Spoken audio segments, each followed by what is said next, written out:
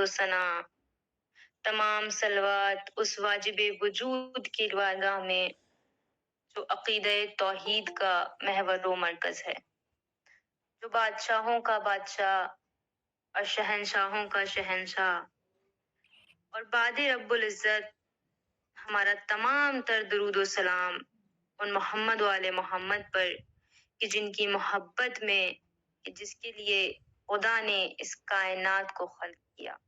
درود بھیجیں ایک بار محمد و آل۔ اللہم صلی علی محمد وآل محمد وعجل فرجہم۔ سبحان اللہ۔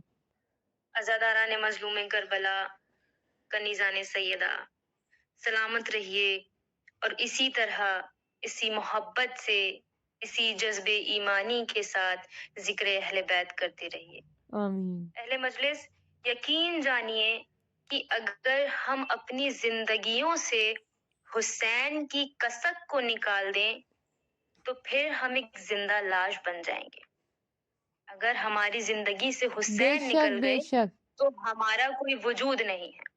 اہل مجلس، یہ ذکر حسین، یہ ذکر محمد اور آل محمد ہمارے جینے کا مقصد بھی ہے اور ہماری مقصد حیات بھی ہے۔ کہ شاعر نے کیا خوب کہا، کچھ دیر فرض کیجئے یہ مجلسیں نہ ہوں، کچھ دیر فرض کیجئے یہ مجلسیں نہ ہوں، سارا جہاں حسین کا قاتل دکھائے دے۔ اہل سبحان مجلس، اللہ۔ یہ مجلسیں ہی تو ہیں، یہ قاتل اور مظلوم کے بیچ کا فرق بتاتی ہیں۔ اور آپ جانتی ہیں کہ ایام فاطمیہ چل رہے ہیں اور گھر گھر میں مجلسیں ہو رہی ہیں، اور یہاں آج ہم سب موجود ہوئے ہیں، اکٹھا ہوئے ہیں امام زمانہ کو، اپنے وقت کے امام کو شہزادی کا پرسہ دینے کے لیے۔ اہل مجلس، آپ جانتے ہیں کہ پہلے ایام فاطمی بہت کم ہوا کرتے تھے، صرف شہادت کے دن مجلسیں ہو جاتی تھیں، اس طرح نہیں ہوتی تھیں کہ جس طرح اب ہر گھر گھر میں ہو رہی ہیں، ہر گوشے میں عشرے برپا کیے جا رہے ہیں ماشاءاللہ۔ پہلے کیا ہوتا تھا کہ پہلے ایران اور عراق میں ہوتے تھے ایام فاطمی، لیکن یہ سلسلہ اب اتنا پھیل گیا ہے کہ پورے ہندوستان میں، پورے پاکستان میں، یہ پوری دنیا میں یہ پھیل چکا ہے ایام فاطمی۔ کیوں نہیں تھا پہلے اور اب کیوں اتنا پھیل گیا ہے؟ عزیزان گرامی، اس کی وجہ یہ ہے کہ زمانہ چاہتا تھا، دنیا والے چاہتے تھے کہ شہزادی پر جو ظلم ہوئے ہیں، جو ظلم ڈھائے گئے ہیں، جو اسلام کی بدترین تاریخ ہے، کہ جب شہزادی کا جب دروازہ جلایا جا رہا تھا، شہزادی کو حق نہیں دیا گیا، شہزادی پر ظلم ڈھائے گئے، یہ سب چاہتے تھے دنیا والے کہ یہ چھپا رہے۔ سرور کائنات کی بیٹی پر جو ظلم ہوئے ہیں، زمانہ چاہتا تھا کہ اس کو چھپا دیں تاکہ لوگوں کو پتہ ہی نہ چلے۔ اور اہل مجلس، آپ جانتی ہیں بعض لوگ تو یہ سوال کرتے تھے کہ شہزادی کی دنیا کے چلے جانے کو آپ لوگ شہادت کیوں کہتے ہیں، وفات کیوں نہیں کہتے؟ تو جب اللہ نے چاہا کہ میں پوری دنیا کو اس مظلومہ کے ظلم بتاؤں کہ اس شہزادی پر کیا کیا ظلم ہوئے ہیں، تو عزاداروں کے ذریعے پروردگار نے اپنی شہزادی کے فضائل بیان کروائے۔ اور اہل مجلس، آپ سب جانتی ہیں کہ آج دیکھیے گوشے گوشے میں کس طرح سے ایام فاطمی منائے جا رہے ہیں، کس طرح سے شہزادی کا سوگ منایا جا رہا ہے۔ اور آج کا جو دور ہے، جس دور میں ہم ہیں، جس دور میں ہم سفر کر رہے ہیں، اس دور میں ذاکرین کا یہ اول فریضہ ہے، اور صرف ذاکرین کا نہیں، والدین کا بھی یہ اول فریضہ ہے کہ ائمہ فرماتے ہیں کہ تم کچھ کرو یا نہ کرو، تم اپنی زندگیوں میں مگر اپنے چھوٹے چھوٹے بچوں کو فدق اور غدیر گھول کے پلا دو۔ چھٹے بے امام شک۔ جعفر صادق علیہ السلام ارشاد فرماتے ہیں، درود بھیجیں کر محمد والے۔ اللہم صلی علی محمد وآل محمد وعجل فرجہم۔ جزاک اللہ۔ چھٹے امام ارشاد فرماتے ہیں کہ تم اپنے بچوں کو بتاؤ کہ غدیر کیا ہے، اور دوسرا یہ بتاؤ کہ فدق کیا ہے، آخر شہزادی کے ساتھ ہوا کیا تھا، اپنے بچوں کو گھول کر پلا دو تاکہ دنیا والوں کو لوگ بتائیں، تمہارے بچے بتائیں کہ آخر شہزادی کے ساتھ ہوا کیا تھا۔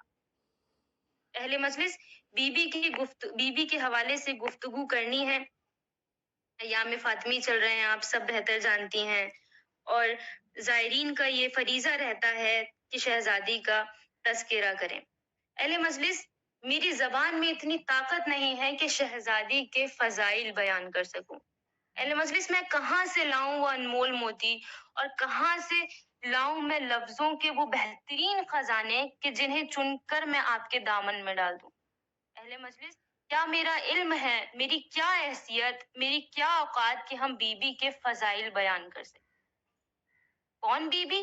وہ بی بی کہ جن کا قصیدہ تو خود قرآن پڑھتا ہوا نظر آ رہا ہے، جن کی مدح ثنا کائنات کا نبی کر رہا ہے، کائنات کے نبی کی وہ پاک پاکیزہ شہزادی، رسول کی بیٹی، کہ جس کے لیے ساری فضیلتیں جن کے دروازے پر آ کر سجدہ ریز نظر آتی ہیں۔ اہل مجلس، میں کیا بیان کروں شہزادی کی فضیلتیں کہ لوح محفوظ پر آیت مچلتی رہتی ہیں کہ کب جناب سیدہ عمل کریں اور کب ہمیں ہمارے پروردگار کا اذن نزول ہو کہ یہ عمل کرتی چلی جائیں اور ہم قرآن کی زینت بنتے چلے جائیں بے اور ہم شک۔ نازل ہوتے چلے جائیں۔ درود بھیجیں بر محمد و آل۔ اللہم صلی علی محمد والے محمد وعجل فرجہم۔ سبحان اللہ، سبحان اللہ۔ اہل مجلس، یہ وہ بی بی ہے کہ جس کے لیے سورہ دہر جن کا قصیدہ پڑھتی نظر آ رہی ہیں، یہ وہ بی بی ہے کہ جن کے لیے آیت تطہیر جن کا قصیدہ پڑھ رہی ہے۔ سورہ رحمان نے اس عظیم دلہن کی تعریف کی اور اس طرح تعریف کی کہ پروردگار نے خود اسے قرآن کی دلہن قرار دے دیا۔ اہل مجلس، سورہ کوثر میں پروردگار نے کیا تعریف کری کہ جس کو میں نے اپنا سرنامہ سخن قرار دیا۔ کسی صحابی نے مولا کائنات سے پوچھا کہ ذرا ایک جملے میں شہزادی کونین کو ہمارے لیے بیان فرما دیجئے۔ امام نے کیا کہا کہ جنت سے ایک پھول نازل ہوا تھا جو واپس جنت میں چلا گیا، لیکن آج تک اس کی خوشبو پوری دنیا میں باقی ہے۔ بے شک۔ جنت سے پروردگار نے ایک ایسا پھول نازل کیا تھا جو واپس جنت میں چلا گیا، لیکن اس پھول کی خوشبو آج تک اس دنیا میں باقی ہے۔ جس سیدہ کی اس دنیا میں صرف 18 برس زندگی، اس زندگی نے اتنی خوشبو پیدا کر دی ہے کہ اگر آج ایمان ہے تو سیدہ کے صدقے میں، نور ہے تو سیدہ کے صدقے میں، یہ مجلسیں ہو رہی ہیں تو سیدہ کے صدقے میں، اور ہم دیکھیں اگر ہم عزادار آج اس دنیا میں ہیں تو سیدہ کے صدقے میں۔ عزاداران امام مظلوم، آپ نے سوچا ہے کون ہے یہ شہزادی؟ اہل مجلس، پروردگار نے ارشاد فرمایا انا اعطینا کل کوثر، کہ ہم نے آپ کو کوثر عطا کیا۔ پہلے مجلس، آپ سب مجھ سے بہتر جانتی ہیں کہ پروردگار نے قرآن میں 114 سورہ نازل کیے۔ اللہ نے قرآن کو بھی 1 اور 14 سے وابستہ کیا۔ 1 اور 14، 114 سورہ قرآن کے اندر، اور سب سے مختصر سورہ ہے سورہ کوثر۔ لیکن یہ اعجاز کی روح سے، یعنی معجزے کی روح سے، اس سورہ کو جو امتیاز حاصل ہے وہ کسی اور سورہ کو امتیاز حاصل نہیں ہے۔ جو اس سورہ کو مقام حاصل ہے وہ کسی اور کو نہیں ہے۔ اور کیوں نہ ہو اہل مجلس کہ جس بی بی کی شان میں یہ سورہ آیا ہے اس بی بی کی دنیا میں کوئی مثال ہی نہیں ہے۔ یہ سورہ مکی سورہ ہے۔ بعض افراد کہتے ہیں کہ اس کو مدنی بھی ہے، لیکن شیعہ سنی علماء میں اس کو مکی سورہ بتایا گیا ہے۔ ایک بہت بڑا شاعر تھا شاشا، پورے سال کلام نہیں کرتا تھا، خاموش رہتا تھا، اور اس لیے نہیں بولتا تھا کہ کہیں اس کی فصاحت و بلاغت کم نہ ہو جائے۔ اگر وہ کسی عام انسان سے بات کرے تو اس کی فصاحت و بلاغت کم نہ ہو جائے۔ شاشا ایک بہت بڑا شاعر تھا۔ ہر روز شام کو اپنے گھر سے چہل قدمی کے لیے نکلتے تھے تو لوگ جو اپنا کلام لکھتے تھے یا جو لکھنا نہیں جانتے تھے دوسروں سے لکھواتے تھے، وہ شاشا کے پاس آتے تھے، ان سے اپنی غلطیاں نکلواتے تھے۔ شاشا کے ہاتھ میں قلم رہتا تھا، پڑھتا تھا، اور ایک دفعہ پڑھنے کے بعد ان پہ نشان لگاتے تھے، جو جو غلطیاں ہیں بتا دیا کرتے تھے کہ یہ غلطیاں ہیں۔ جناب سرور کائنات نے تمام عرب کا مجمع اکٹھا تھا، خانہ کعبہ کے اندر 7 بہترین قصیدے لٹکائے عربوں کے۔ وہاں پر ایک صحابی سے کہا رسول اسلام نے کہ ایک سورہ آیا ہے، یہ لکھو، بسم اللہ الرحمن الرحیم، انا آتینا کل کوثر فصلی لربک وانحر انا شانئک هو الابتر۔ جہاں سب معلقات لٹکے ہوئے تھے، کہا کہ اس کو وہاں پر لٹکا دو۔ اب سارے عرب پڑھنے لگے اور کہا کہ ایک ایسا سورہ لے آؤ جو اس کے جواب میں ہو۔ اب سب بہت کوشش کرنے لگے کہ اس کے جیسا ایک سورہ مل جائے، لیکن جب کوئی سورہ ہو تو وہ لائیں۔ جب کوئی سورہ نہیں مل سکا، ان کو شکست ملی، تو جب جواب ان کو نہیں بن پایا تو انہوں نے پتھر اٹھائے اور پیغمبر اسلام کو اذیت دینا شروع کر دی۔ اہل مجلس اب سمجھ میں آیا کہ دہشت گردیاں کون کرتا ہے۔ اہل مجلس جس کے پاس علم کی کمی ہوتی ہے وہ دہشت گردیاں کرتے ہیں۔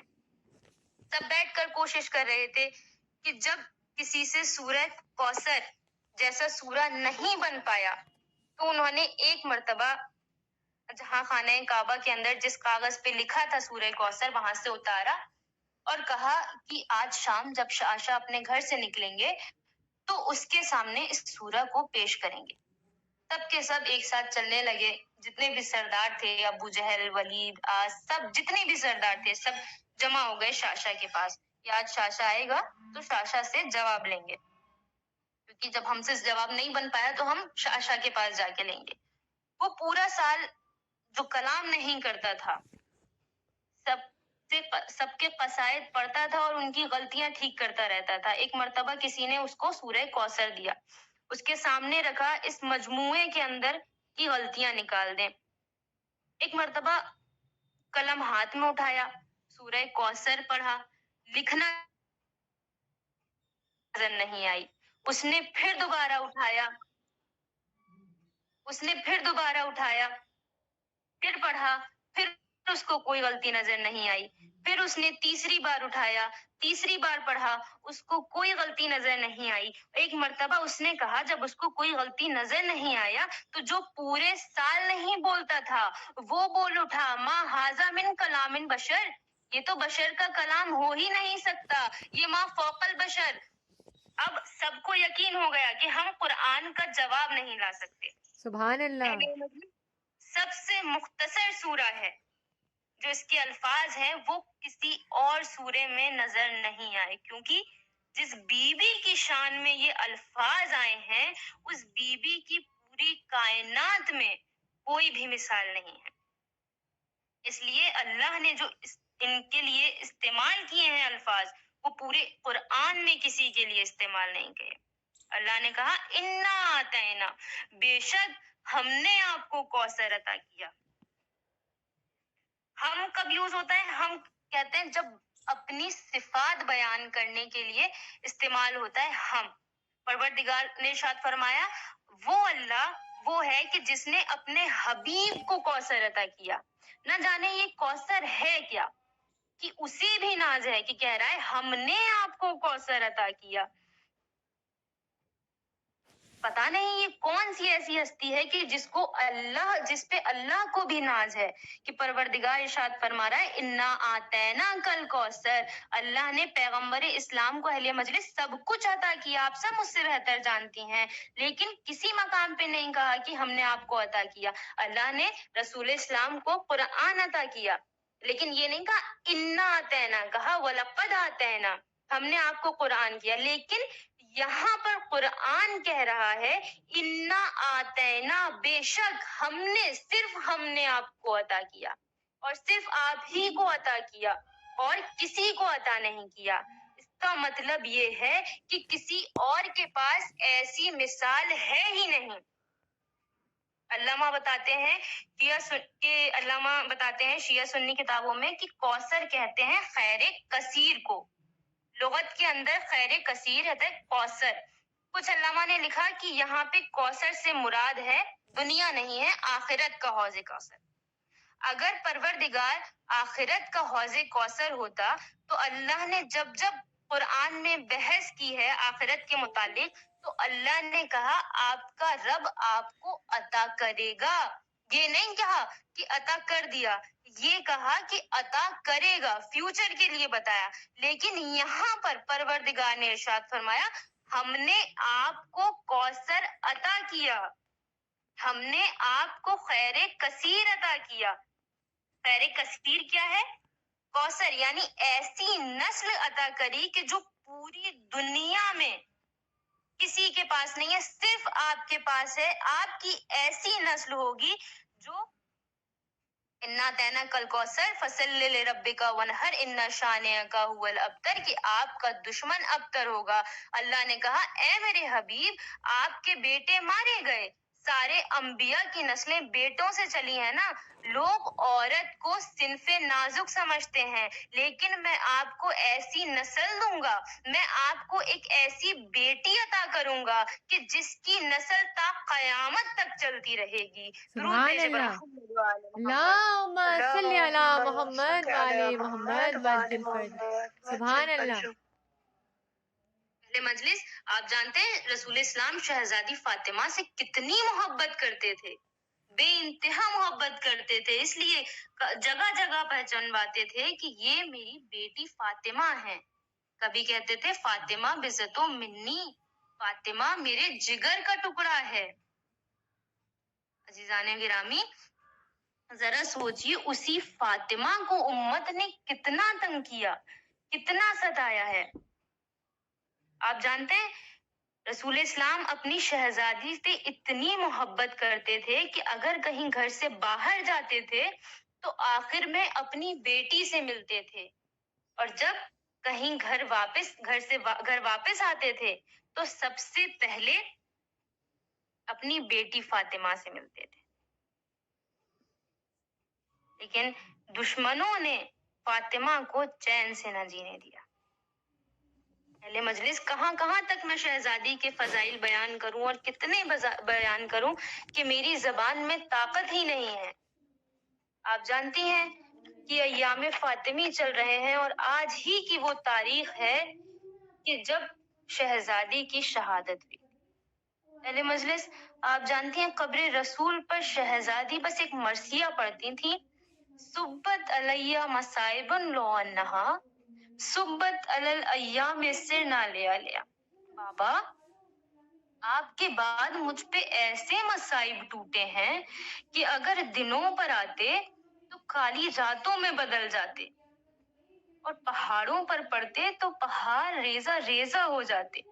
عزاداران امام مظلوم، آپ جانتی ہیں کہ آپ کو پتا ہے کہ 18 سال کی عمر میں کسی کے بال سفید ہوئے ہوں؟ ڈاکٹر سے بھی پوچھا جائے نا تو ڈاکٹر کہتا ہے جب ذہن پہ کوئی دباؤ آ جائے نا، کوئی بہت زیادہ تکلیف ہو جائے، تب کسی کے بال سفید ہو جاتے ہیں.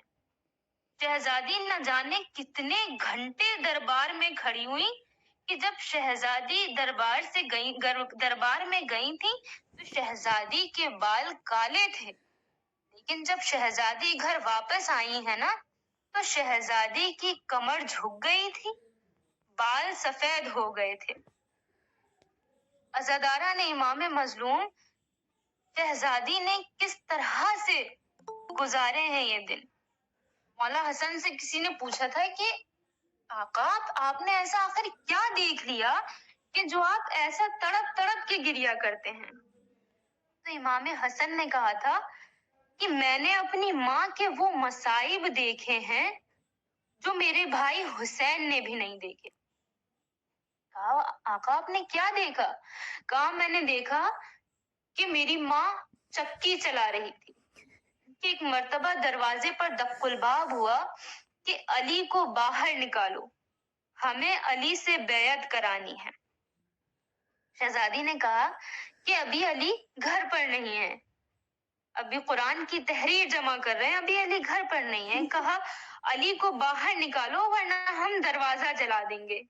عزاداران امام مظلوم، جیسے ہی شہزادی نے یہ سنا نا کہ دروازہ جلا دیں گے تو شہزادی نے جلدی سے سر پر عبا اوڑھی اور ایک مرتبہ دونوں ہاتھوں سے اپنے دروازے پر آ کر کھڑی ہو گئی.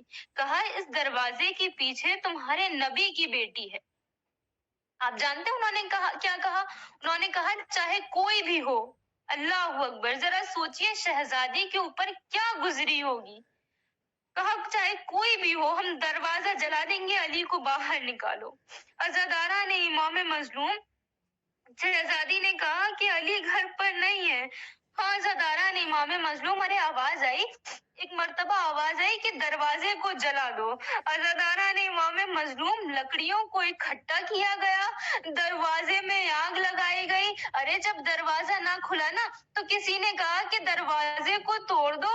جیسے ہی شہزادی نے یہ سنا نا، ایک مرتبہ شہزادی نے اپنا ہاتھ اٹھایا، ارے کسی نے پیر مارا، کسی نے لات ماری. ایک مرتبہ شہزادی جلتے ہوئے دروازے اور دیوار کے بیچ میں دب گئی. ایک مرتبہ آواز دی، فضا فضا میرا محسن.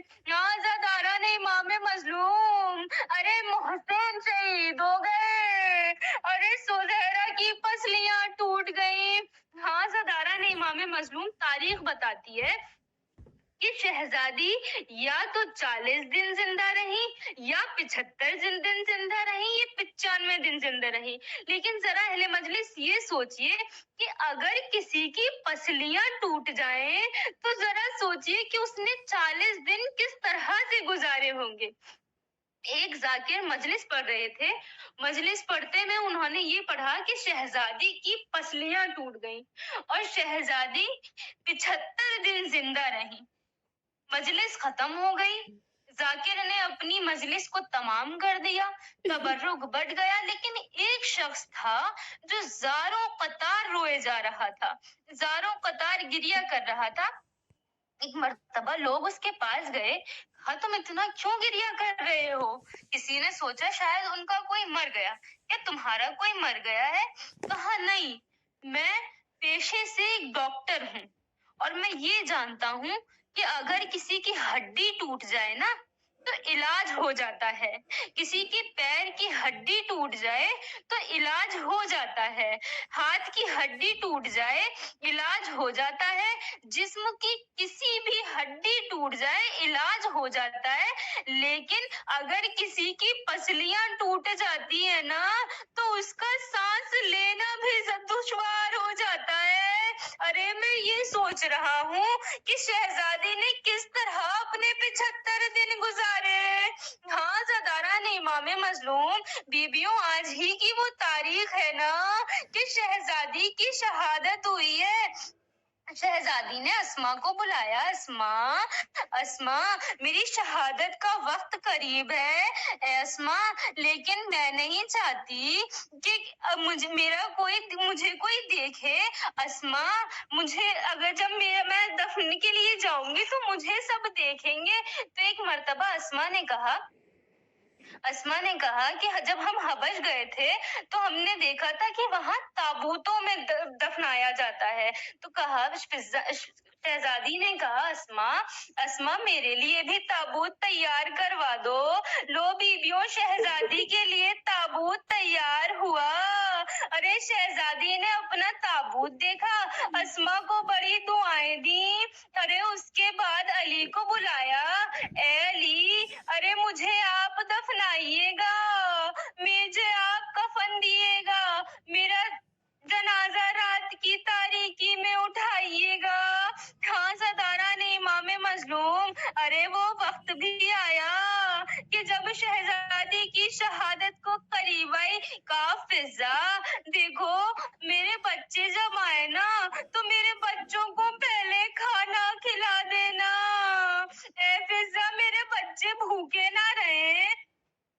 ارے ایک مرتبہ بچے آئے، فضا اور اسما نے جلدی جلدی آنسوؤں کو پوچھا، کہا اے حسنین اے میری جان پہلے کھانا کھا لو. ارے حسن و حسین نے کہا اماں فضا کیا آپ نے کبھی دیکھا ہے کہ ہم نے اماں کے بنا کھانا کھایا ہو؟ ارے ہماری اماں کہاں ہے؟ کہا آپ کی اماں آرام کر رہی ہے. ارے یہ کہہ کے فضا کی آنکھوں سے آنسو آ گئے. ارے دونوں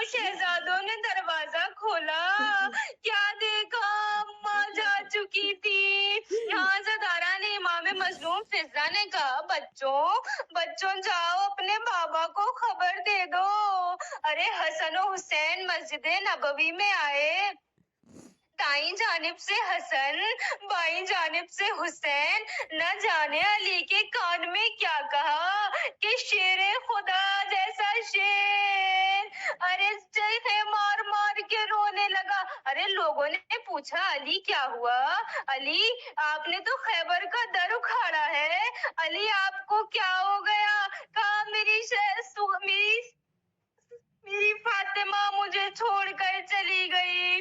ہاں زداران امام مظلوم، ارے لو بیبیوں، شہزادی کو کفن دیا گیا، شہزادی کو غسل دیا گیا۔ امام نے کہا بچوں آ کر اپنی اماں سے آخری رخصت کو لو۔ ارے زینب و ام کلثوم آ گئی، حسن آ گئے، لیکن حسین نہ آئے۔ ارے فضا سے کہا فضا جاؤ جا کے حسین کو بلا لاؤ۔